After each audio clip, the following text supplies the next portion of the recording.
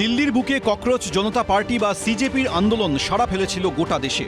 সেই আন্দোলনে যোগ দেওয়ায় সিজেপির সদস্য এক আন্দোলনকারীর বাবাকে পিটিয়ে খুনের অভিযোগ উঠল বিজেপির বিরুদ্ধে। আর এই ঘটনা ঘটেছে এ রাজ্যেরই বাঁকুড়ায়।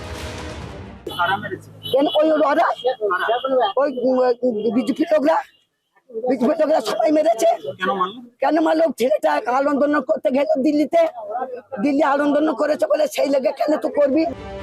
বাঁকুড়ার ইন্দাসের বাসিন্দা শেখ আব্দুল হাফিজ।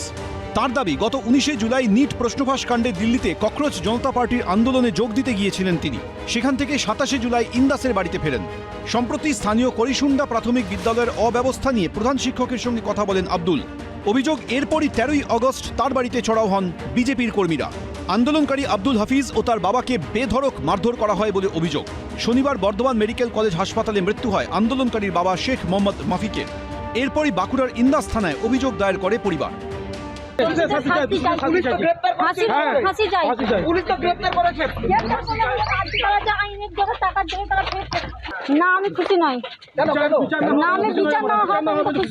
উনি একটি কমপ্লেন দিয়েছে আমার থানায়, যে কমপ্লেনে 5 জনের নাম আছে এবং আরো 8-10 জন অন্যান্য বলে আননোনের নাম দিয়ে কমপ্লেনটা হয়েছে।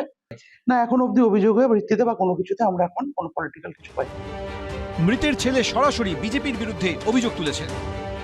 13ই আগস্ট সেই দিন 8টা 8:30 নাগাদ সব বিজেপি ওয়ার্কাররা আসে, ঠিক আছে। আমি চা কোথা আছে আমার বাড়ি, একদম বাড়ি হানাতে চটথাপ্পুর মাঠ মেরেছে। সাবল নিয়ে এসে আমার ডাইরেক্ট গলা দিয়ে এটা মারার চেষ্টা করি।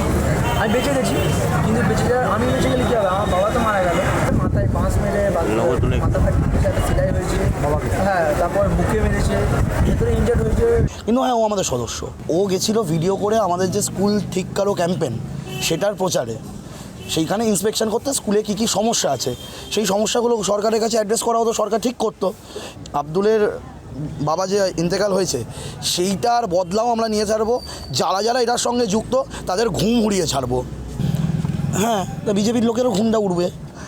রাষ্ট্রকে প্রশ্ন করতে গেলে যদি এরকম আক্রমণ নেমে আসে, তাহলে আমরা এরকম প্রশ্ন বারে বারে করবো, হাজারবার করব। আজকে স্কুলের এই বেহাল দশার বিরুদ্ধে তো আন্দোলন করা উচিত। বাঁকুড়ার ঘটনায় এফআইআরে নাম রয়েছে 5 জনের। ইতিমধ্যে গ্রেফতার করা হয়েছে 8 জনকে, যার মধ্যে 3 জনের নাম রয়েছে এফআইআরে।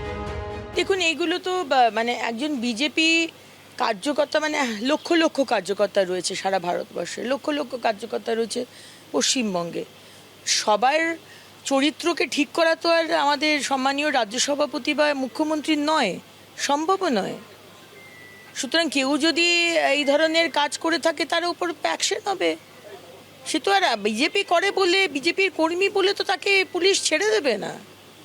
একটা অন্য যে কোনো ক্রিমিনালকে যেভাবে দেখা হয় তাকেও সেভাবেই দেখা হবে। এই ঘটনা ঘিরে জল কোন দিকে গড়ায় সেটাই এখন দেখার। কমল কৃষ্ণ দে, তুহিন অধিকারী, পূর্ণেন্দু সিংহ, এবিপি আনন্দ। এবিপি আনন্দ, এগিয়ে থাকে, এগিয়ে রাখে।